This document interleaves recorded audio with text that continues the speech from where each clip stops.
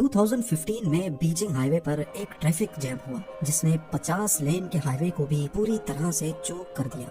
1980 میں French auto road high وے پر traffic jam اتنا شدید تھا کہ 175 کلومیٹرز تک گاڑیاں پھنسی رہی۔ پیرس سے لے کر لیو تک اس ٹریفک جیم کو کلیئر ہونے میں کئی دن لگ گئے تھے۔ اسی طرح برازیل، جرمنی اور امریکہ سمیت دنیا کے کئی حصوں میں ٹریفک جیم ہوتے رہے ہیں جہاں گاڑیاں 12 دن تک بھی پھنسی رہنے کی خبریں ملی ہیں۔ پر آج میں جس ٹریفک جیم کے بارے میں بات کروں گا وہ جان کر یقیناً آپ بھی حیران ہونے والے ہیں۔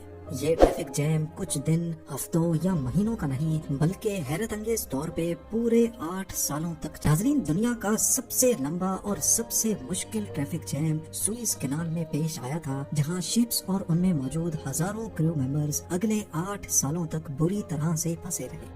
ہائی ویز اور ایکسپریس ویز پر ٹریفک جیم کھلوانے کے لیے زیادہ سے زیادہ کئی دن لگ سکتے ہیں، لیکن سوئز کینال میں ہونے والے جیم کو کھلوانا کسی کے بس کی بات ہی نہیں تھی۔ آئیے اتہاس کے اس انوکھے اور سب سے لمبے عرصے تک چلنے والے ٹریفک جیم کی انٹرسٹنگ اسٹوری جانتے ہیں۔ یہ بات تو ہم سبھی جانتے ہیں کہ سوئز کینال کو شپنگ اور ٹریڈنگ انڈسٹری کا زیور کہا جاتا ہے۔ 1869 سے پہلے جب شپنگ انڈسٹری کے پاس سوئز کینال کا تحفہ نہیں تھا تو یورپ اور ایشیا کے درمیان شپس کو آل دا وے افریقن کانٹیننٹ سے گھوم کر یورپ جانا پڑتا تھا۔ سوئز کینال نے شپنگ انڈسٹری کا یہ مہینوں کا سفر دنوں میں بدل لیا اور اب یورپ سے شپس میڈیٹرینین سی سے ہوتی ہوئی ڈائریکٹلی ریڈ سی پہنچ کر ایشین کانٹیننٹ کو ایکسس کر سکتی ہیں۔ اس روٹ کو استعمال کر کے ہر شپ قریب 10,000 کلومیٹر کا فاصلہ بچا لیتی ہے۔ اس کے علاوہ افریقن واٹرز میں کئی پائرٹ گینگز یہاں سے گزرنے والی شپس کو لوٹ لیا کرتے تھے، جن میں صومالین پائرٹس اور ویسٹ افریقن پائرٹس کافی فیمس ہیں۔ یہ پائرٹس شپس کو زبردستی روک کر کروڑوں ڈالرز کا مال لوٹ لیا کرتے تھے اور کریو کو ہوسٹیج بنا کر اپنی مانگیں بھی پوری کرواتے تھے۔ سوئز کینال نے ان شپس کو لمبے ڈسٹینس کے ساتھ ساتھ ان پائرٹس سے بھی بچانے کا کام کیا تھا۔ یہ واقعہ ہے 5 جون 1967 کا، جب صبح سویرے 15 کارگو شپس سوئز کینال کی میڈیٹرینین سائڈ سے انٹر ہوتی ہیں۔ نارملی شپس کو یہ کینال کراس کرنے میں 12 گھنٹے لگتے ہیں، لیکن آج ان کا یہ گھنٹوں کا سفر سالوں تک لمبا ہونے والا تھا۔ اس بات کی بھنک ان کو ذرہ برابر بھی نہیں تھی۔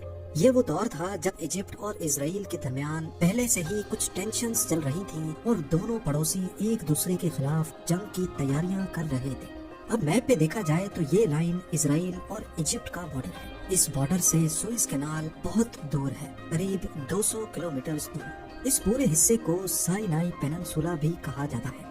کیونکہ وہ بارڈر سے خاصے دور تھے، اسی وجہ سے نہ ہی ایجپٹ کو اور نہ ہی ان 15 شپس کو اسرائیل کے ساتھ بڑھتی ٹینشن کی پرواہ تھی۔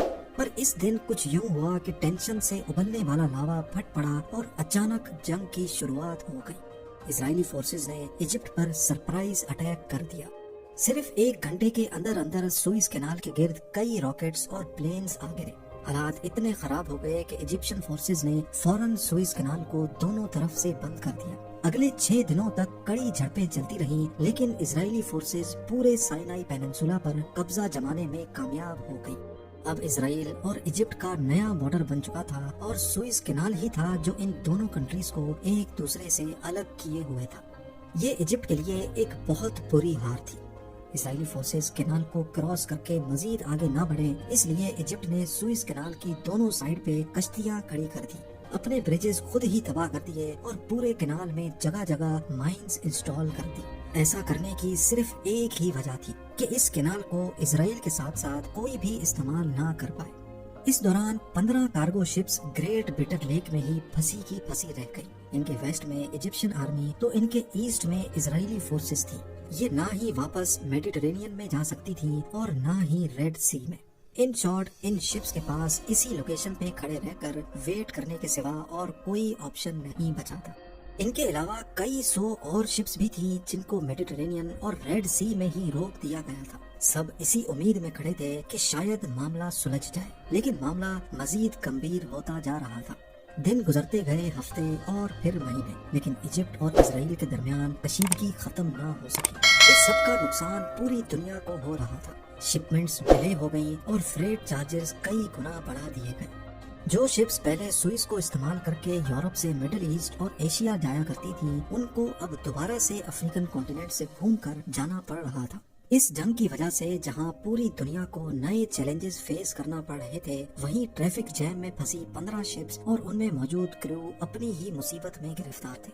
ان میں British, German, Swedish, Polish, French, Bulgarian, Czechoslovakian اور امریکن شپس بھی موجود تھی۔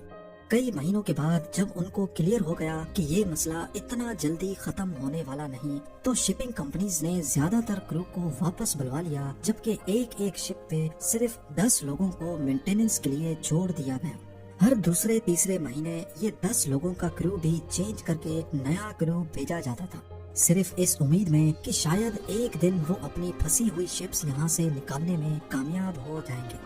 اتنے عرصے تک ایک ساتھ رہتے رہتے 15 شپس کے کرو میں دوستی بڑھتی گئی۔ انہوں نے اپنے آپ کو اس ڈپریشن سے نکالنے کے لیے ایکٹیویٹیز کا انتظام بھی کیا۔ جرمن شپ پہ ایک چھوٹا چرچ کھولا گیا جہاں ہر سنڈے کو سارے کرسچنز جمع ہوتے تھے۔ بلغیرین شپ پہ ہر روز مووی نائٹ کا بندوبست کیا جاتا۔ سویڈش شپ پہ پول پارٹیز اور برٹش شپ پہ فٹ بال کھیلی جاتی تھی، حتیٰ کہ انہوں نے یہیں بیٹر لیک کے بیچوں بیچ اولمپک گیمز بھی کروائی تھی، جس کو بیٹر لیک اولمپکس 1968 کا نام دیا گیا تھا۔ ایک کے بعد ایک سال گزرتے جا رہے تھے، لیکن یہ شپس ایک ہی جگہ پر کھڑی رہی۔ آخرکار ایک وقت ایسا آیا کہ ان کے اوپر مٹی کی لیئر جم چکی تھی، کیونکہ یہ نیوٹرل شپس تھیں اور ان کا اس لڑائی سے کوئی لینا دینا نہیں تھا۔ اسی وجہ سے ان کو کھانا پینا پہنچانے کے لیے نہ ہی اسرائیل کو اعتراض تھا اور نہ ہی ایجپٹ کو۔ 6 سالوں کے بعد 1973 میں یہ جنگ ایک بار پھر سے شدت اختیار کر گئی، لیکن اس بار حملے کی شروعات ایجپٹ کی طرف سے ہوئی۔ ایجپٹ اپنی پوری طاقت کے ساتھ سائنائی پیننسولا میں گھسا اور اسرائیلی فورسز کو کافی اندر دھکیل دیا۔ دونوں طرف سے بھرپور حملے کیے گئے، لیکن اس بار ایک اسرائیلی راکٹ نہ چاہتے ہوئے بھی پھنسی ہوئی امریکن شپ پہ آ لگا اور وہ تباہ ہو کر ڈوب گئی۔